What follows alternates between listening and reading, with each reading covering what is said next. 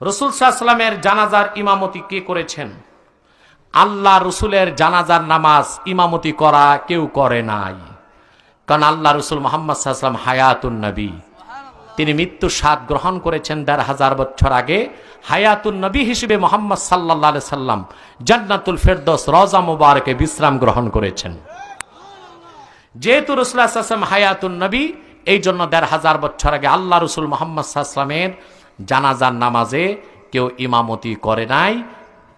৩০,০০০ সাহাবী আলাদা আলাদা আল্লাহ রসুলের সামনে দাঁড়িয়ে দোয়া পড়েছেন। এখন প্রশ্ন হলো, কি দোয়া পড়ছেন? কারণ আমরা জানাজার দোয়ায় গুনাহ মাফের দোয়া করি, আল্লাহুম্মা গফির লিহাইয়িনা ওয়া মাইয়িতিনা ওয়া শাহিদিনা ওয়া গায়িবিনা ওয়া কাবীরিনা ওয়া সাগীরিনা। আল্লাহ আমাদের মধ্যে যে উপস্থিত অনুপস্থিত জীবিত মৃত ছোট বড় তাদের গুনাহ মাফ করো। আল্লাহ রাসূল মুহাম্মদ সাল্লাল্লাহু আলাইহি ওয়াসাল্লামের তো কোনো গুনাহই ছিল না, তো কি দোয়া পড়ছেন? তারা আল্লাহ রাসূল মুহাম্মদ সাল্লাল্লাহু আলাইহি ওয়াসাল্লামের নূরের কদমের সামনে দাঁড়িয়ে সালাত সালাম পড়ছেন। সুবহানাল্লাহ। কথা বুঝতে পারছেন? আরশে আজিম কিসের উপরে বিদ্যমান? কোরআন হাদিসের আলোকে ব্যাখ্যা দিন। আল্লাহর আরশ কোনো কিছুর